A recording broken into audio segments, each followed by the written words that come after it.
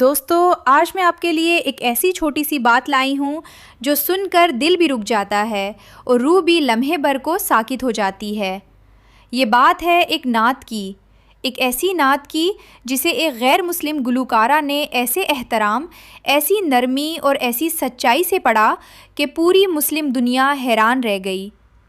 یہ کہانی ہے لتا منگیشکر کی اور ان کی پڑھی ہوئی بے کس پہ کرم کیجئے کی۔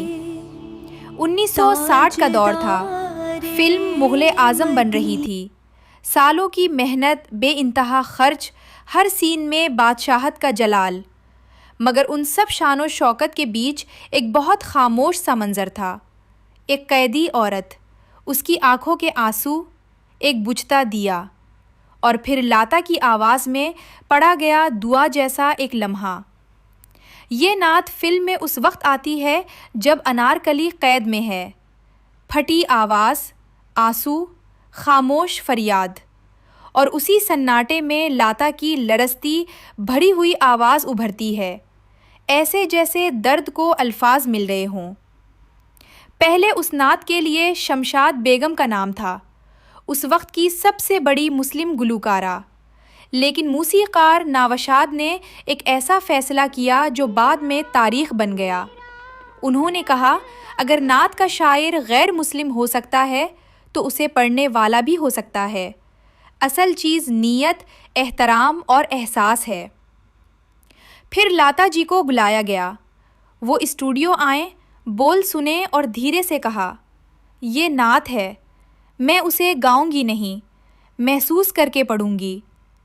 اور پھر جب ریکارڈنگ شروع ہوئی، اسٹوڈیو میں ایک ایسی خاموشی پھیل گئی جیسے وقت رک گیا ہو، جیسے ہر سانس ادب سے تھم گئی ہو۔ اس نعت کے شاعر بہزاد لکھنوی جب اپنا معاوضہ لینے آئے تو نعت کی ریکارڈنگ سن کر رک گئے، ان کی آنکھوں میں نمی آ گئی۔ انہوں نے کہا، یہ نعت ہے، اس کا پیسہ کیسے لوں، یہ تو صدقہ ہے، اور یوں سارا معاوضہ واپس کر دیا۔ دوستو یہی وہ چھوٹی چھوٹی باتیں ہوتی ہیں جو انسان کو بڑا بنا دیتی ہیں۔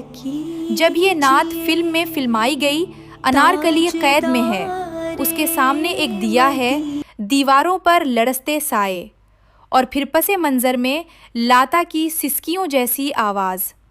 یوں محسوس ہوتا تھا جیسے یہ نعت کسی کردار کی نہیں، کسی دل کی ہو، کسی ٹوٹے انسان کی آخری دعا ہو۔ لتا منگیشکر کے آخری برسوں میں ان کے گھر والوں نے بتایا کہ وہ اکثر یہ نعت ہلکی آواز میں آنکھیں بند کر کے پڑھا کرتی تھیں، ایسے جیسے کوئی پرانی دعا ابھی بھی دل میں زندہ ہو، ایسے جیسے کوئی امید ابھی بھی ٹوٹی نہ ہو۔ اس نعت کا مفہوم بس اتنا ہے، اے مالک میں کمزور ہوں، بے کس ہوں، میری بے بسی کو دیکھ، میری فریاد سن، اور اپنی رحمت کا دروازہ میرے لیے کھول دے۔ دوستو آج کی چھوٹی سی بات یہ ہے کہ عقیدت، محبت، احساس کبھی مذہب کا محتاج نہیں ہوتا۔ جب آواز سچی ہو تو وہ سیدھی دل میں اترتی ہے، خواہ اس کا تعلق کسی بھی دین، کسی بھی گھر، کسی بھی سرحد سے ہو۔